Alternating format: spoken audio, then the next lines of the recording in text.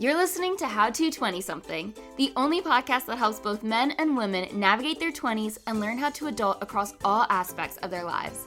We're going to be focusing on career, relationships, finances, fitness, nutrition, and all of the common challenges and obstacles a typical 20-something will face in this post-college life and what to do about it.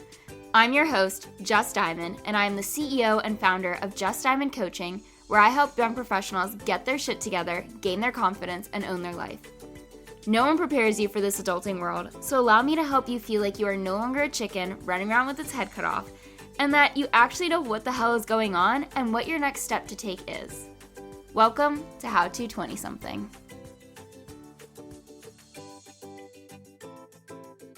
Today, we're going to discuss one of the most common fears a young professional has in regards to his or her career, and that is changing your career mind.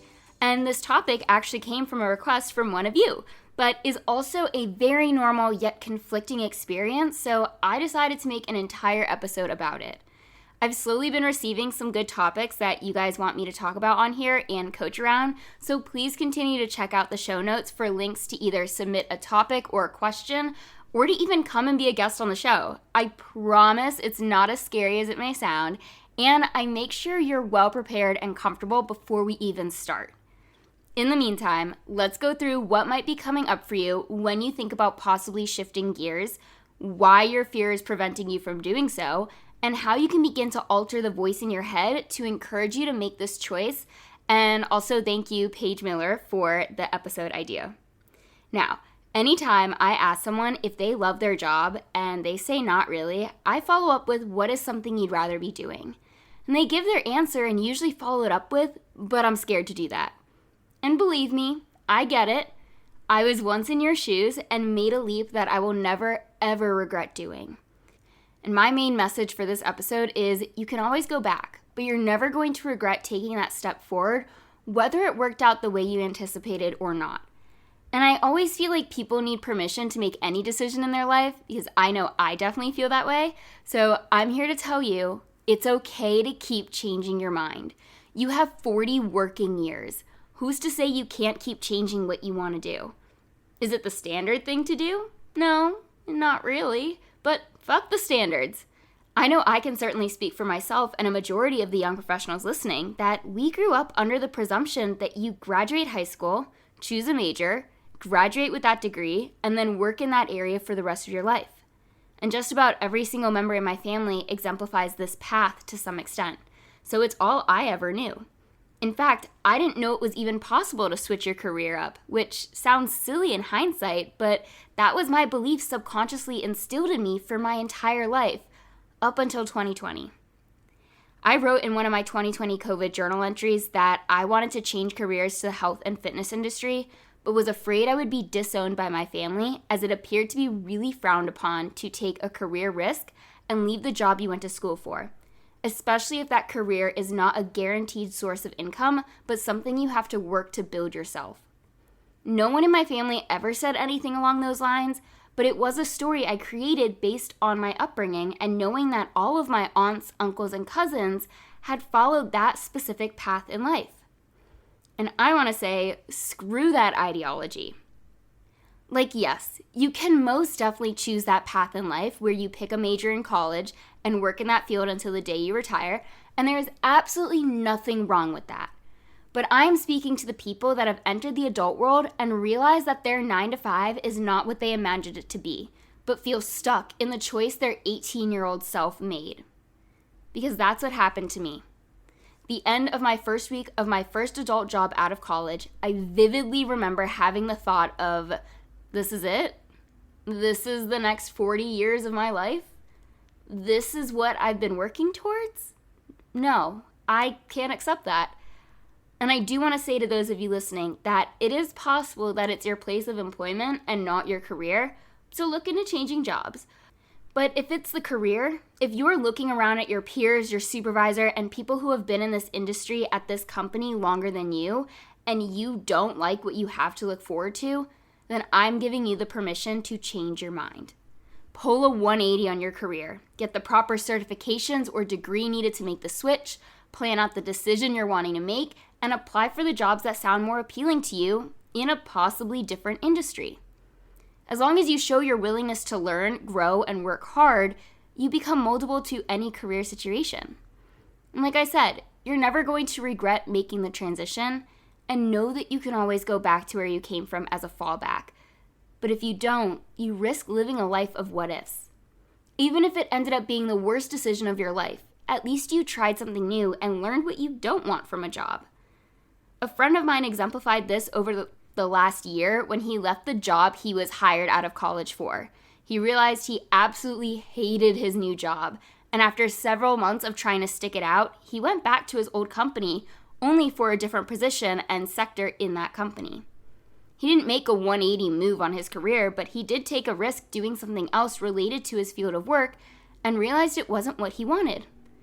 So yes, you can literally leave and come right back, and that's okay.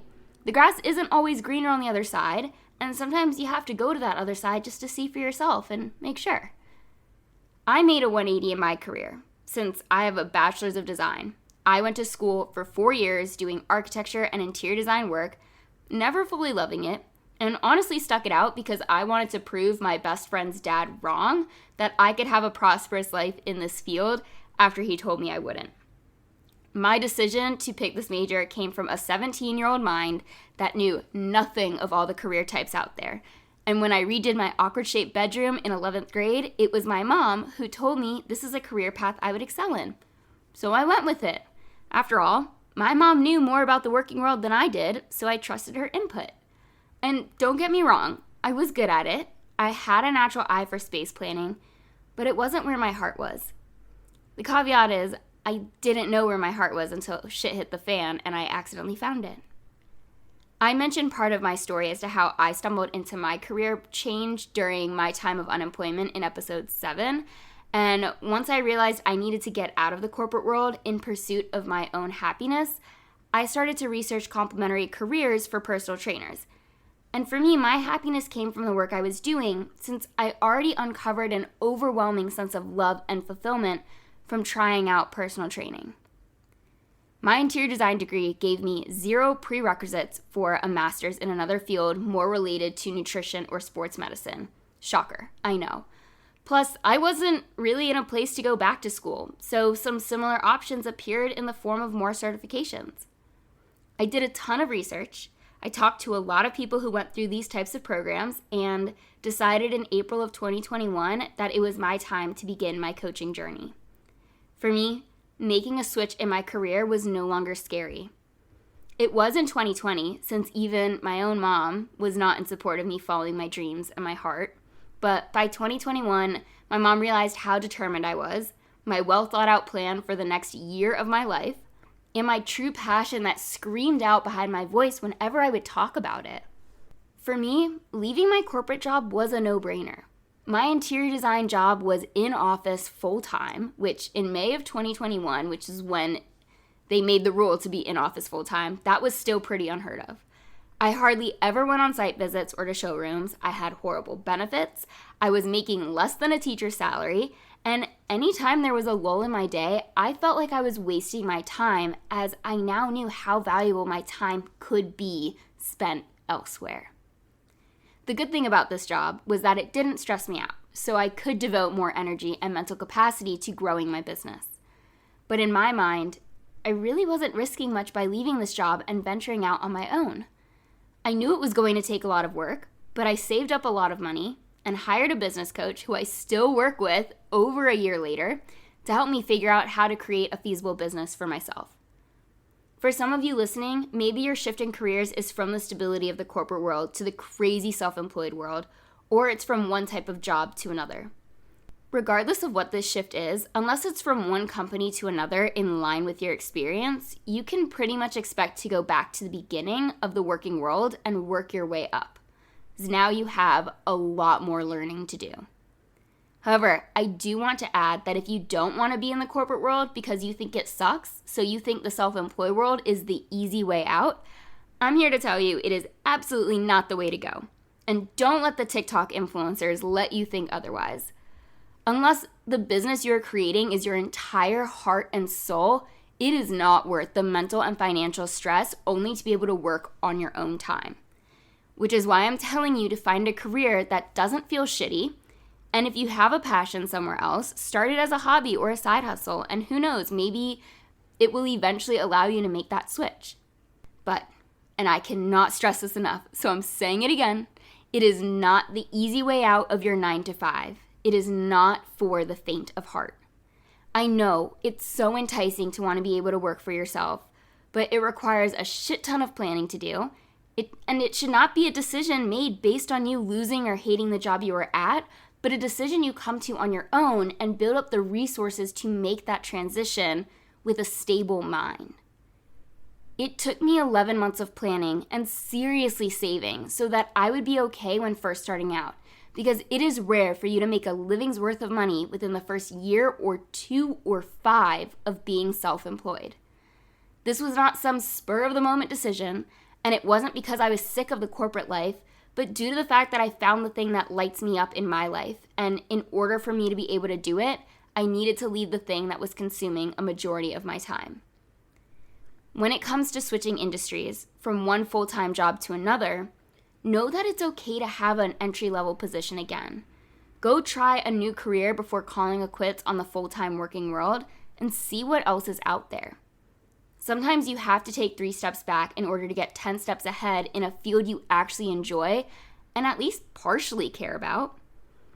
When Paige recommended I discuss this topic, she wanted me to mention that this is a hard decision to make for yourself, and to know that you are not alone in wanting to change careers to follow your passion, even if it means taking a step down. Whether that step down is with your salary or with your title, it's going to be a step down to get into the field you want to be in.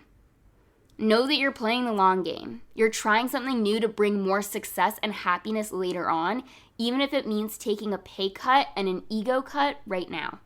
The money will return, and you'll need to adjust your finances accordingly until then.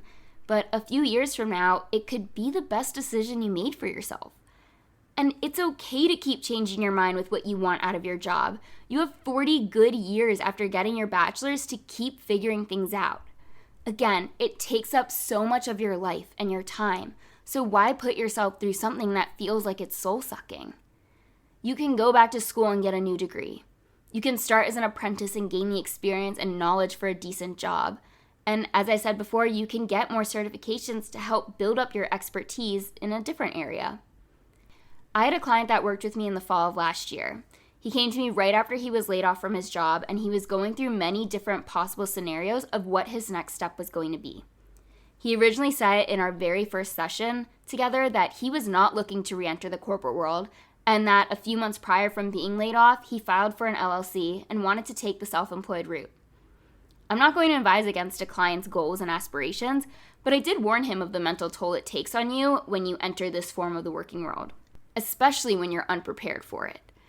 If a client comes to me and is adamant about a direction in their life, I'm going to fully support them and help them make rational decisions that they are in alignment with, and help them course correct as they come to their own revelations. Because again, I help you own your life and get a grip on your reality.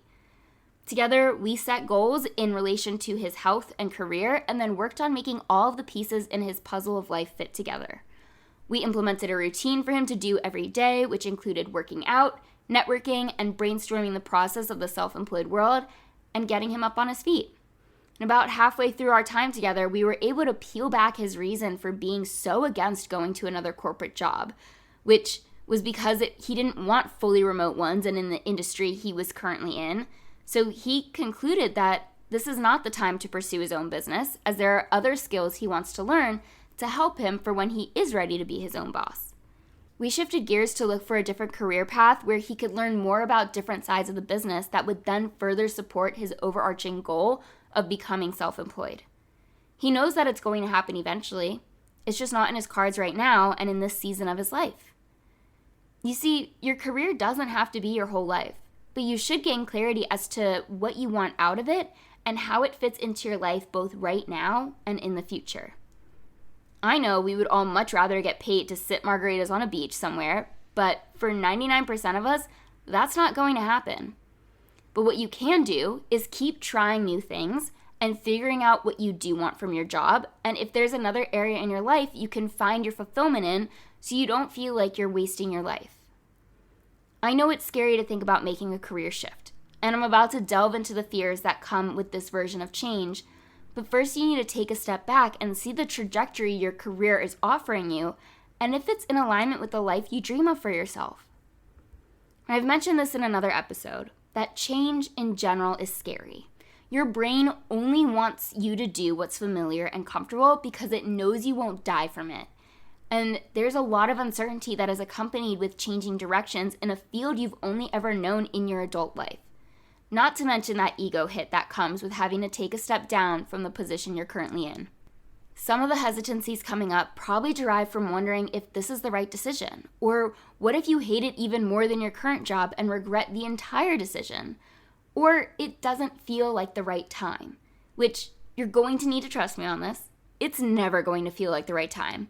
So you might as well put your own best interest at heart and do it sooner rather than later. So here you are, standing at these crossroads, one that keeps you on this current path and another that holds no guarantee of a better path to follow. I can tell you right now that your 20s are for this exploration of different possibilities your life could hold.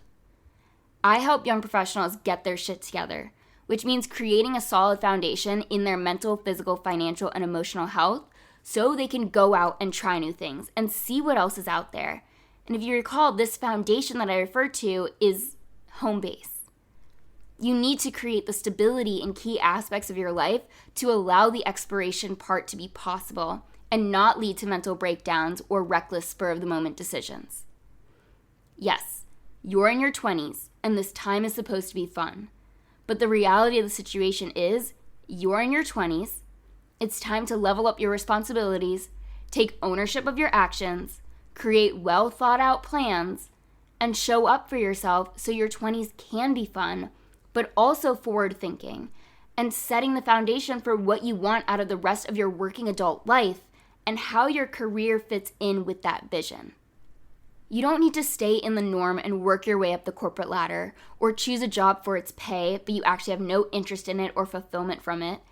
And because your job consumes the majority of your time, you need to start thinking about how it supports the life you want to live outside of those 40 to 60 hours. It's not to say you shouldn't choose a career path for money, but it is saying that there's more to life than a couple of extra zeros in your bank account. So keep trying different things. See what you want and what you don't want from your career, and then pick a path for right now. You can change your mind again in 5 or 10 years and start this process all over again. And as you evolve, your thought processes and your outlook on your life and what you want from your career will evolve too. And as a result, your career will continue to change to support your other evolutions. So use your 20s as a time when you are not financially obligated towards anyone else, and play around with how your career is showing up versus how you want it to show up. I know I will never regret making my career shift because I know that my interior design degree still allows me to go back to the stability and security that comes from the corporate world. Will I be miserable and cry every day if I have to do that? Yeah, probably. But if the alternative is wondering how I'm going to pay rent next month, then that's what I would have to do. I also know myself, and my determination to succeed means that I'm going to work my damned hardest to never have to return to the 9-to-5 life. And to exemplify that it's possible for you too. As long as you're aware of the mental toughness and extreme responsibility and self-discipline that comes with this type of career path, and that it's most definitely not the easy way out of working under someone else. Hannah Montana says it best. You can change your hair, you can change your clothes, you can change your mind. That's just the way it goes. You can say goodbye, you can say hello, but you'll always find your way back home. And that is not just in regards to moving back to the city you grew up in or the town you grew up in. But for this particular episode, it's going back to the career you were once comfortable in. And there's nothing wrong with that. Like I said, this is in regards to your career, but can apply to so many aspects of your life when you're trying to figure out the best next step for you to take. And if you don't like your current career situation, but have no idea what to do next, then please reach out to me. I figured it out for myself. I've helped clients develop a better understanding with what they want out of their career, and I can help you too. My information is always in the show notes for you to immediately see how you can hop on a Road to Success call with me. And every now and then, I throw free 30-minute coaching sessions to my email list, so if you aren't on there, I highly recommend you sign up by heading to my website and scrolling all the way down to the bottom. But that concludes today's episode of How to 20-something, with me granting you the permission to change your mind, Career Edition. If you liked what you heard, go ahead and rate, follow, subscribe, share it on socials or with a friend, but do something that helps me get my word out to the other young professionals out there who might feel like they're running around with their head cut off. Also, if you have a story or a not-so-typical timeline that you think other 20-somethings would benefit from hearing, please inquire about being a guest in the show notes. You'll even see additional links for submitting a question to be answered on here or a topic you want me to cover, like this episode. But for now, I'll let you get on with the rest of your day, and I'll be in your headphones again next week with a brand new episode.